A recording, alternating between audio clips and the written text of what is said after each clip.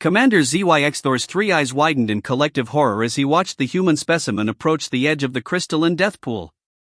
The observation deck of the Celestial Survey Station hummed with the nervous energy of 17 different species, all gathered to witness what they assumed would be a tragedy. "Stop them," chirped Physician Klee, her feathers bristling with distress. "The sodium chloride concentration in that water is 3.5%. It will corrode their flesh within moments."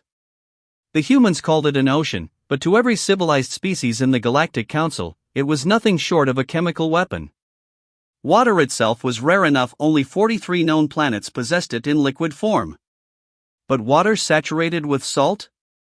That was the stuff of planetary defense systems and industrial solvents. Lieutenant Marcus Chen stood at the beach's edge, his toes curling in the warm sand. Behind him, his crewmate Sarah Rodriguez was already wading into the surf, laughing as the waves crashed against her legs. The entire landing party of 12 humans seemed utterly unconcerned about their imminent dissolution. "Initiate emergency extraction," ZYX Thor commanded, his tentacles flying across the control panel.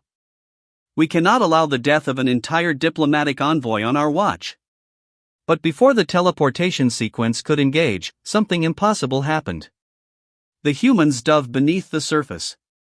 The observation deck erupted in pandemonium. The Krell ambassador fainted, his exoskeleton clattering against the floor. The Voltarian representative began reciting last rites in 17 harmonic frequencies. Even the stoic granite lords of Petra Prime shifted uncomfortably, their crystalline bodies refracting the emergency lights in anxious patterns. They're swimming," whispered Dr. Venn, the station's xenobiologist. His voice carried a mixture of disbelief and scientific fascination. "By the ancient stars, they're actually swimming in it." Marcus surfaced, salt water streaming from his hair, a broad grin on his face. He called out to his companions, "Water's perfect. Maybe a bit warmer than the Pacific, but feels amazing." Sarah performed what humans called a backflip off a wave, her body arcing through the air before plunging back into the lethal brine. The humans were not just surviving, they were enjoying themselves. ZYX Thor's color shifted from the purple of command to the pale blue of confusion. "Scan them again. There must be some kind of protective field. Some technology we're not detecting." The medical scanner swept over the humans 3 times. Each reading came back identical: no force fields, no protective coatings, no environmental suits. Just bare skin, directly exposed to the corrosive saltwater. "Commander," Dr. Venn's voice trembled with excitement, "I'm reading something extraordinary. Their skin, it's not being damaged. In fact, the salt concentration seems to be balancing with their own internal fluids. They're osmotically compatible with it." "Impossible," Physician Klee protested. "No organism can tolerate such extreme chemical exposure without specialized adaptations. The osmotic pressure alone should rupture their cells." But the monitors didn't lie.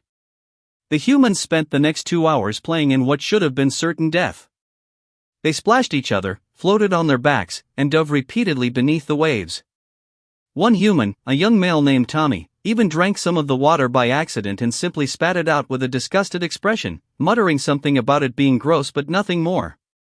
As the binary suns began their descent toward the horizon, painting the deadly ocean in shades of orange and purple, the humans finally emerged. Their skin was slightly wrinkled from prolonged exposure, what they casually referred to as pruny fingers, but otherwise undamaged. Captain Elena Vasquez, the human expedition leader, noticed the hovering observation drones and waved cheerfully. "Sorry we took so long.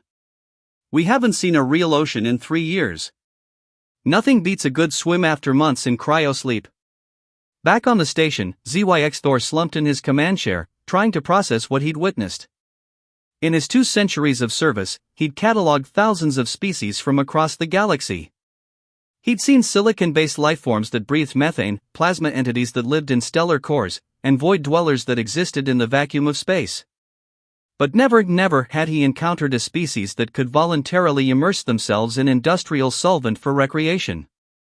Dr. Venn was frantically taking notes.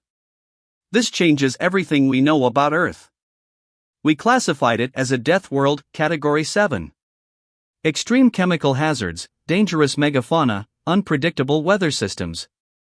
But if humans evolved in direct contact with saltwater, then they didn't just survive their planet's hostility, Physician Clee finished, her scientific mind overcoming her initial horror. They thrived because of it. Their bodies are designed for an environment that would kill most of us within minutes. The observation of humans on what the Galactic Council had designated as the most inhospitable pleasure planet in known space continued for 3 days. The humans surfed, snorkeled, built sand sculptures, and collected shells. Children ran laughing through the toxic spray. Elderly humans waded peacefully through the shallows. By the end of the week, the incident report filed with the Galactic Council ran to 300 pages. The conclusion was unanimous: humans were to be reclassified as a Class XII adaptive species, capable of thriving in environments previously thought uninhabitable. But perhaps more importantly, a new warning was added to the human species profile: do not attempt to protect humans from hazards they find relaxing. Their definition of leisure activities may include exposure to substances lethal to other species. As the human ship prepared to depart, Captain Vasquez sent a message to the station: "Thanks for the beach recommendation. We'll definitely be back." For stars would have been 5, but you guys really need to work on your sunscreen technology.